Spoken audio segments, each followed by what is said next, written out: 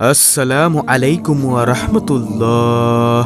সকাল এবং সন্ধ্যায় একটি জিকির করিলে আল্লাহ তাআলার আরশে আজিম পর্যন্ত কাঁপতে থাকে এবং তার জন্য দোয়া করতে থাকেন। যতক্ষণ না পর্যন্ত তার দোয়াকে কবুল করা হয় ততক্ষণ পর্যন্ত কাঁপতে থাকেন আর দোয়া করতেই থাকেন।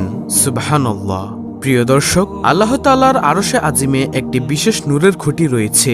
যখন কোনো বান্দা দুনিয়ায় বসে এই জিকিরটি পাঠ করে, সঙ্গে সঙ্গে এই জিকিরের আওয়াজ আল্লাহ তাআলার আরশে আজিমে গিয়ে ধাক্কা লাগে, যার কারণে আল্লাহ তাআলার আরশে আজিমে থাকা সেই বিশেষ নূরের খুঁটিটি কাঁপতে থাকে।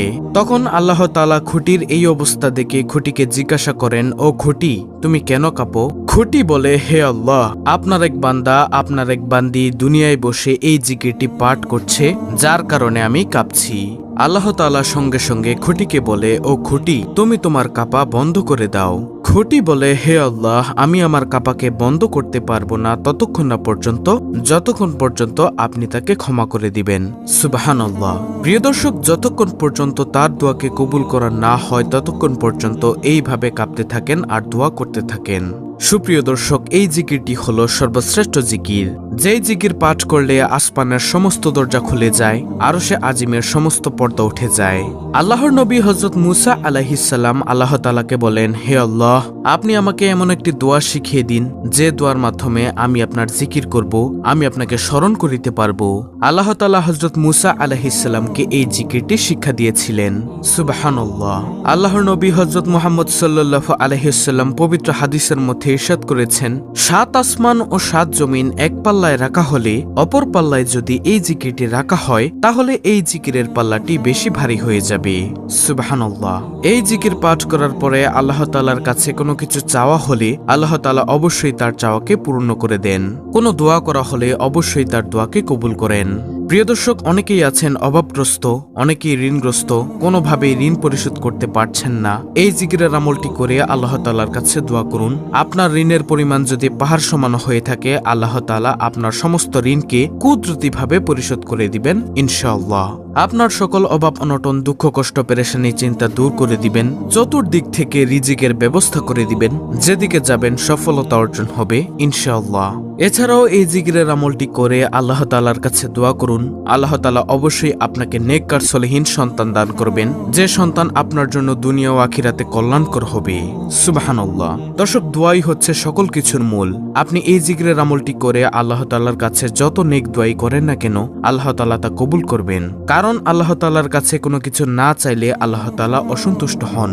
আল্লাহ তাআলার কাছে কোনো কিছু চাইলে আল্লাহ তাআলা খুশি হন। প্রিয় দর্শক, প্রত্যেকটি বিষয়ে আপনাদেরকে সুস্পষ্টভাবে বলে দিব, সকলেই গভীর মনোযোগ দিয়ে শুনবেন ইনশাআল্লাহ। দর্শক, এমন একটি সময় আছে যে সময় আল্লাহ তাআলা প্রথম আসমানে অবতরণ করেন, বান্দার জন্য সকল নাজ নিয়ামত নিয়ে চলে আসেন।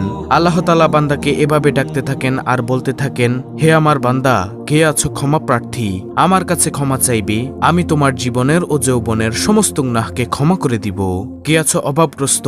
আমার কাছে রিজিক চাইবে, আমি তোমাকে রিজিক দান করব। কে আছো ঋণগ্রস্ত? আমার কাছে সাহায্য চাইবে, আমি তোমার সমস্ত ঋণকে কুদরতিভাবে পরিশোধ করে দিব। কে আছো সন্তানাদি হয় না? আমার কাছে সন্তান চাইবে, আমি তোমাকে নেক সলিহিন সন্তান দান করিব। সুবহানাল্লাহ। আল্লাহ তাআলা প্রত্যেকটি বান্দাবান্দীদেরকে এভাবে নাম ধরে ধরে ডাকতে থাকেন আর বলতে থাকেন।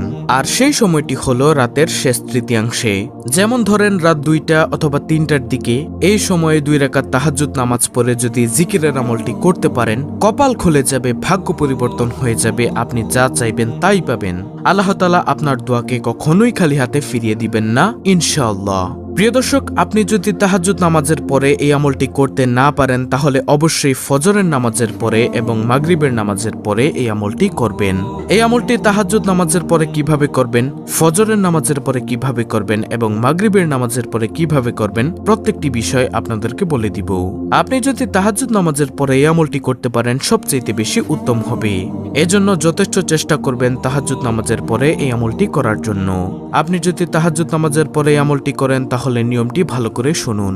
প্রথমে আপনি ঘুম থেকে উঠে যাবেন 2টা অথবা 3টার দিকে, কারণ এই সময়ে আল্লাহ তাআলা প্রথম আসমানে বান্দার জন্য সকল প্রকার নাজ নিয়ামত নিয়ে অবতরণ করেন আর ডাকতে থাকেন। এজন্য চেষ্টা করবেন 2টা বা 3টার সময় ঘুম থেকে উঠার জন্য। ঘুম থেকে উঠে প্রথমে মিসওয়াক করে নেবেন। যদি মিসওয়াক না থাকে তাহলে অবশ্যই ব্রাশ করে নেবেন, তবে মিসওয়াক করা উত্তম। অতঃপর উত্তম রূপে অজু করবেন। অজুর পূর্বে ছোট্ট একটি বিষয় অবশ্যই লক্ষ্য করবেন, সেটা হলো অজুর নিয়ত করা। অজুর পূর্বে নিয়ত না করিলে অজু সহি হয় না, অজু পরিপূর্ণ হয় না। এজন্য অবশ্যই অজুর পূর্বে নিয়ত করবেন। আপনি যদি অজুর দোয়া না পারেন তাহলে আপনি মনে মনে নিয়ত করে নেবেন যে আমি আল্লাহর সন্তুষ্টির জন্য অজু করছি, তাহলে আপনার নিয়ত হয়ে যাবে। অতঃপর বিসমিল্লাহির রহমানির রহিম পাঠ করে অজু শুরু করবেন। তারপরে উত্তম রূপে অজু করবেন। তারপরে অজু শেষ করে ডান হাতের শাহাদাত আঙ্গুলটি আসমানের দিকে দিয়ে একবার কালিমা শাহাদাত পাঠ করবেন। এভাবে অজুর পরে কালিমা শাহাদাত পাঠ করলে আল্লাহ তাআলা আপনার জন্য জান্নাতের 8টি দরজা খুলে দিবেন। আপনি জান্নাতের যেই দরজা দিয়ে ইচ্ছে সেই দরজা দিয়ে প্রবেশ করতে পারবেন। তারপরে অজু শেষ করে কালেমা শাহাদাত পাঠ করে একটি পবিত্র স্থানে গিয়ে জায়নামাজ বা একটি পবিত্র কাপড় বিছিয়ে নেওয়ার চেষ্টা করবেন। তারপরে সেই স্থানে 2 রাকাত তাহাজ্জুদ নামাজ আদায় করবেন। এখন এই নামাজের নিয়ত করবেন কিভাবে? আপনি নামাজের নিয়ত মনে মনে এইভাবে করবেন যে আমি কিবলামুখী হয়ে আল্লাহ তাআলার সন্তুষ্টির জন্য 2 রাকাত তাহাজ্জুদ নামাজ আদায় করছি।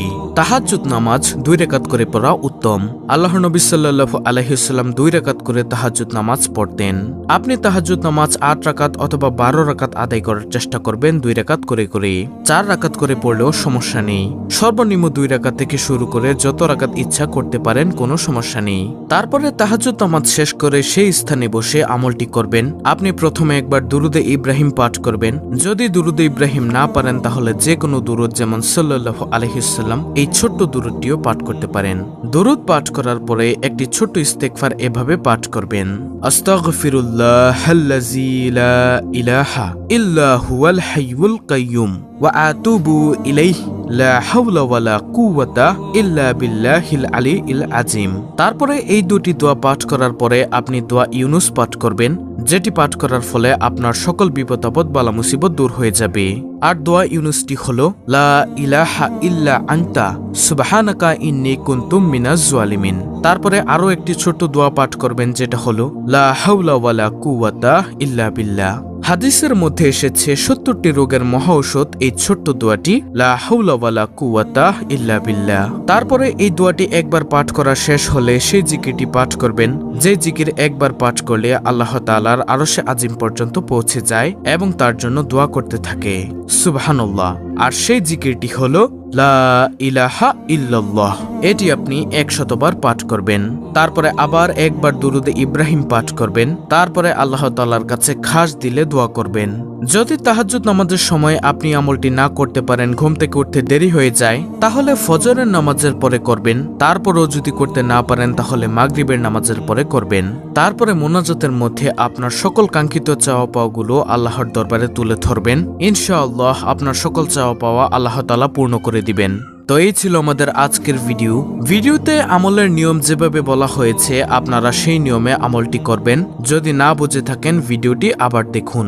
ভিডিওটি ভালো লাগলে অবশ্যই চ্যানেলটিকে সাবস্ক্রাইব করে পাশে থাকা বেল বাটন অল বাজিয়ে দিবেন। ভিডিওটিতে একটি লাইক দিবেন এবং কমেন্টে আমিন লিখবেন এবং অন্য মুসলিম ভাই বোনদের কাছে ভিডিওটি শেয়ার করে দিবেন, যেন তারাও দেখে শিখে এই আমলটি করতে পারে। আল্লাহ রাব্বুল আলামিন আমাদের সকলকে উক্ত আমলটি করার তৌফিক দান করুন।